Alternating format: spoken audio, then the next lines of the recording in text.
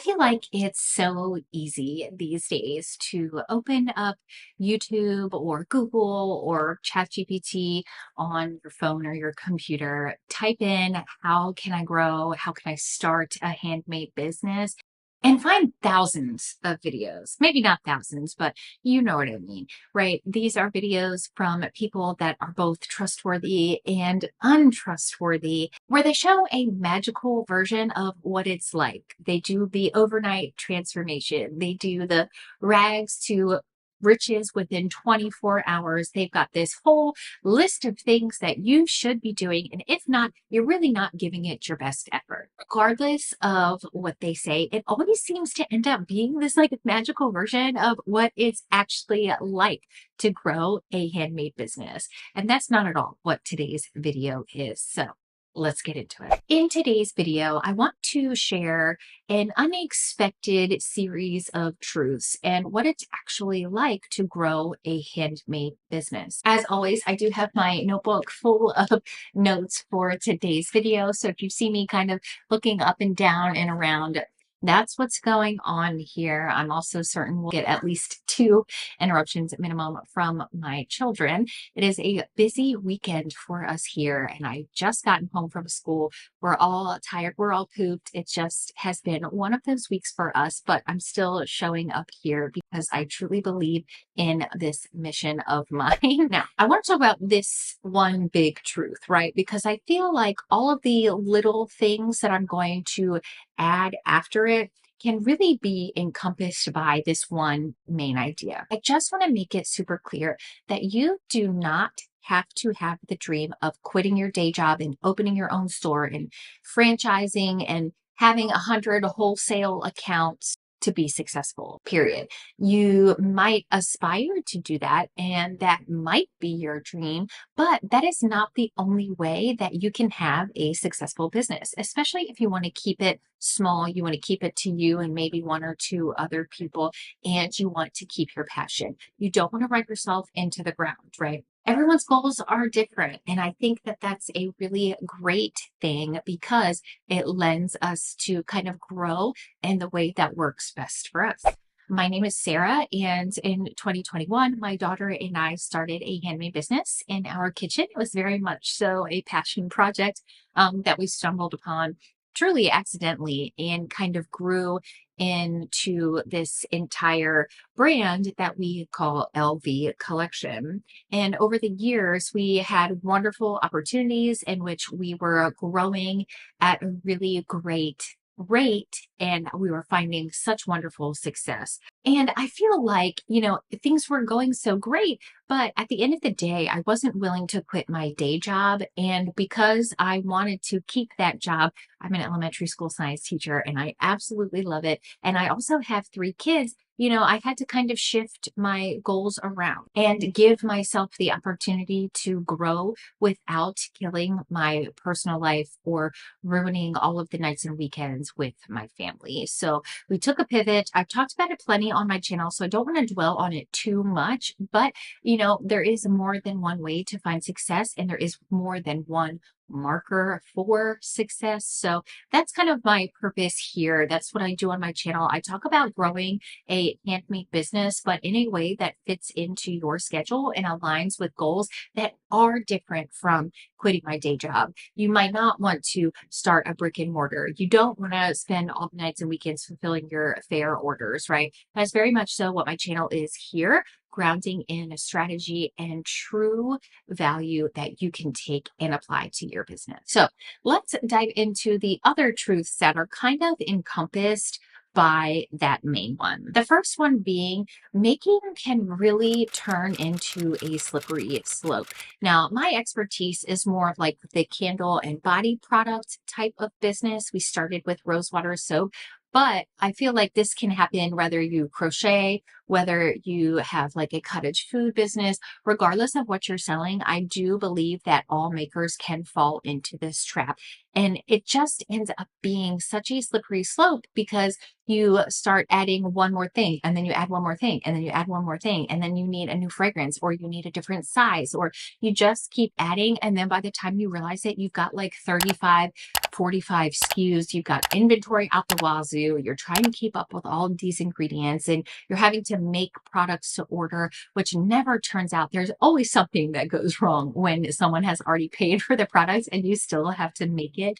And I just want you to think about that. Really, it's such an unexpected truth because no one talks about that. And the reason I bring it up is because I feel like not a lot of people say stuff like that because it makes them feel that they are not successful if they're not willing to take on more within their journey. And that is just not the case. You have to know your limits and you have to be strategic about what you offer, which leads us into the second truth, actually, and that is that viral products do not give long-term results. Now, they will give you like a quick cash injection. And by that, I mean you could sell those products really quickly to make some fast cash, but it's not going to be a good baseline or a great best-selling product if it is viral. And the number one example I have for this in kind of this like maker's space would be car diffusers.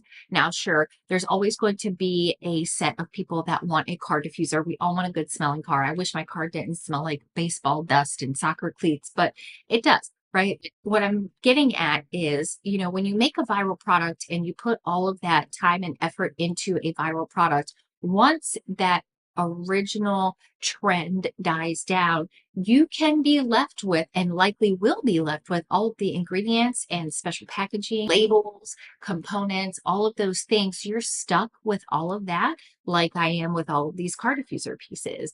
And that may be what you want, but it's not, again, it's not going to give you long-term results. And I also truly, like from the bottom of my heart, feel like customers that are there for your viral products are not loyal to you. They are loyal to the trend that you are giving them. So when car diffusers are over and it turns into, I don't know, room sprays, right? They're not going to come back to you. They're not going to come to you for a baseline of products. They're just going to want that viral product. And if you don't offer it, they're going to move right on to you.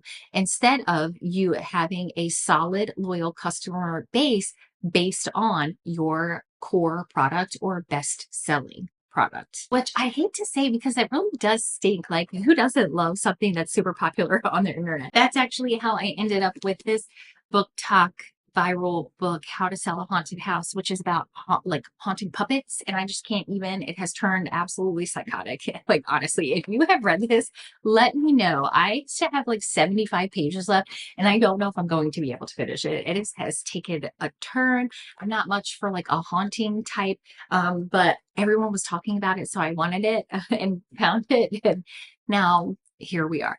So anywho, back on to topic. Now, the third thing that I really wanted to cover in this video was that being general about your brand or your products is not going to help you be more successful and sell more things. It's also not going to move the needle for your business. If you are kind of just like tossing products out there, which I have been guilty of for many of seasons and many of collections and many of drops. And it came back to bite me, which is why I'm so passionate about these types of videos for you, because you want to be successful. Nobody wants to flounder. No one wants to feel like they can't sell anything. Nobody wants that. But what you have to do is get super specific about your brand concept and find a way to portray yourself as a unique brand, more so than we're luxury or organic. Those terms, just, you may as well not even bother. They are just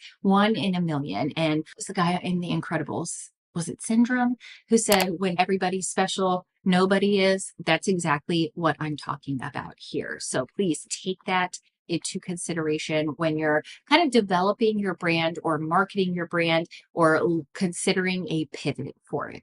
Okay. The fourth thing is something that I have just the utmost amount of experience in, and that is that being everywhere with your brand and especially your physical products really just leads to burnout or a negative mindset or thought pattern when it comes to your business. I wanted to make sure to highlight this especially also because no one talks about the toll that it takes on you, your family, your professional life, your friends, yourself, right? When you're trying to show up everywhere. I've done it. I've done the markets every single weekend during the sports season. I have done the selling at a special event. I've done the make your own blah, blah, blah bar. I've done all of those things. And the thing that I learned the most from it was that is not a life that I want. Okay.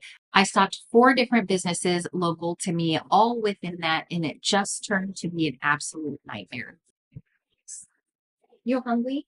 Okay, 5 minutes and then we can eat pizza and chicken wings. Okay, why don't you ask Buddy to get you a juice?